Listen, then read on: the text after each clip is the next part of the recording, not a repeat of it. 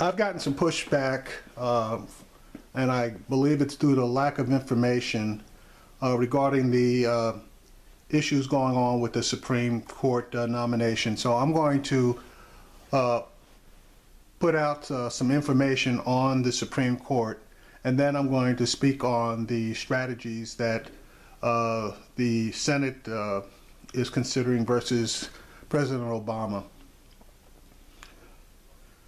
The Supreme Court of the United States is the highest judicial body in the United States. Its membership consists of the Chief Justice of the United States, which at this time is Justice Roberts, and 8 associate justices, of which there are 7 with the death of Anton Scalia. The justices are nominated by the President of the United States and appointed after confirmation by the United States Senate. Justices of the Supreme Court have lifetime tenure, and the associate justices receive $244,400 per year, while the Chief Justice receives a payment of $255,500 per year. The last justice that was appointed was Elena Kagan back on August 7th of 2010 by President Obama. The Supreme Court was created in 1789 by Article 3 of the United States Constitution, which stipulates that the judicial power of the United States shall be vested in one Supreme Court together with any lower courts Congress may establish. Congress organized the court that year with the passage of Judiciary Act of 1789. It specified the court's original and appellate jurisdictions, created 13 judicial districts, and fixed the number of justices at 6, 1 Chief Justice and 5 associate justices. That number has gone up and down over the various years, and basically was pretty much fixed at 9 in 1869. Now, for those of you who don't know it, FDR attempted to increase the number of justices from 9 to 12, but Congress was able to rebuff him. The average age of newly appointed justices is about 53 years old, and historically the length of service on the court has been less than 15 years. However, since 1970, the average length of service has increased to about 26 years. So it's important that you pick a judge that is in the 50 or so age range, because you will basically have that judge, if in good health, able to serve for at least 20 years. And that's how the Republicans have been so successful in maintaining a right-leaning court, because the judges that they have been appointing ever since Reagan started making his appointments have been in their 50s, and Scalia, when he died, was 79. Now, the following judges are currently seated.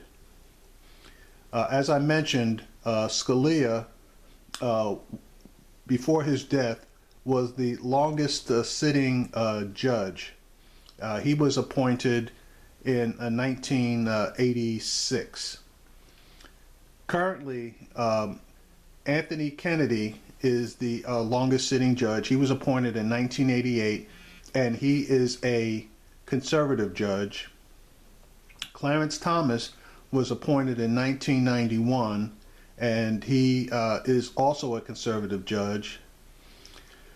Ruth Bader Ginsburg was appointed in 1993 by Bill Clinton.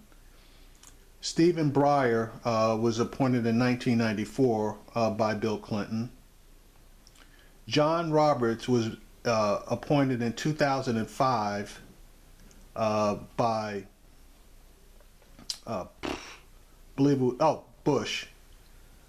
Samuel Alito was appointed in 2006 by Bush. Okay, so that basically gave you five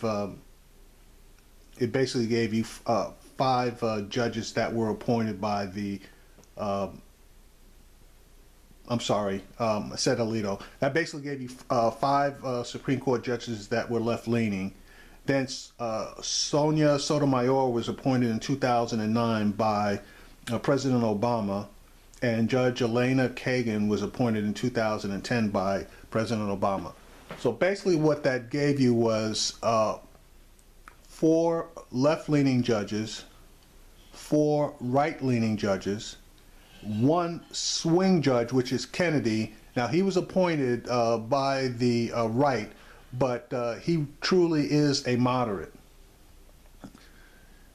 Now, this basically is the game plan. They realize that the court has been right-leaning, and the Republicans wanted to continue that way. So what they're trying to do is they're trying to run out the clock on President Obama, hoping that they would be able to appoint a right-leaning judge if they can win the presidency.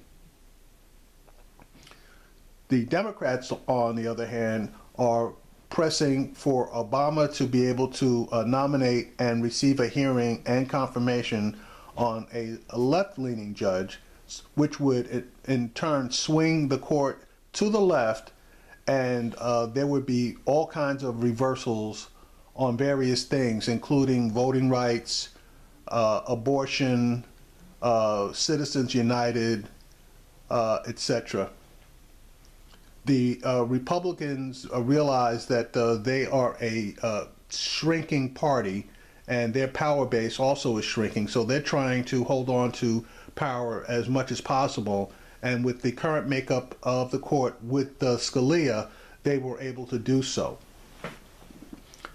Now, these are the pluses and the minuses for both sides.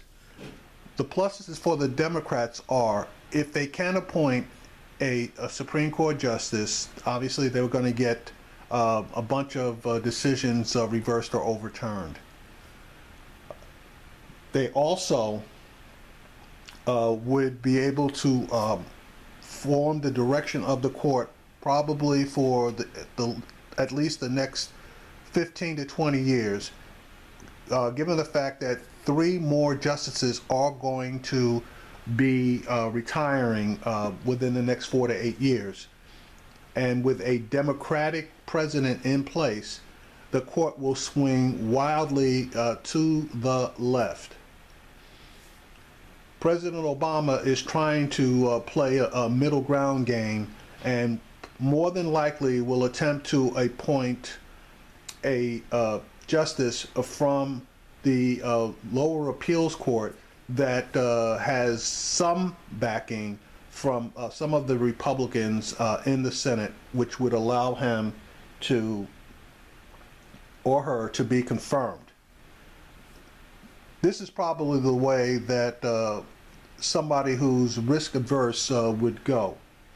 Now, as far as the Democrats are concerned, the winning strategy for them would be for the Republicans to continue to block any nominee until a new election occurs. What they're hoping is that this becomes such a large political issue that it will put the 5 Republicans that are currently serving in blue states at risk and be able to flip their seats. If they are able to overturn those 5 GOP senators, that in turn will flip the Senate back to the Democrats. That being said, at that point, a nominee could be confirmed rather easily unless filibustered. They could, at that point, attempt to appoint a far left-leaning judge and also have the prospect of naming 3 additional left-leaning judges. One would replace left-leaning Ruth Bader Ginsburg. One would replace Justice Kennedy, who is moderate right, and one would replace Stephen. I'm sorry. And one would probably replace Samuel Alito, who is also a right-leaning judge. That would, in effect, give the progressives a 6-3 margin, and all hell would break loose as far as the Republicans would be concerned. And that would more than likely stay in force with the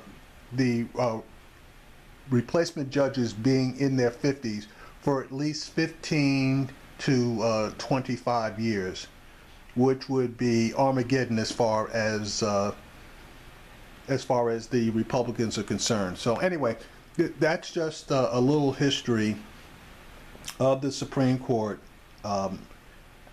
its formation, and the strategies that the Democrats are probably looking at versus the Republicans and the strategies that they're looking at. Now, really what would throw a lot of salt in the sugar would be if President Obama decided to appoint an African American woman as his nominee. That would probably gin up the forces for the Democrats to definitely try to take back control of the Senate. So the Republicans probably would be smart, if that person was a moderate, to confirm her to take that particular issue away from the Democrats.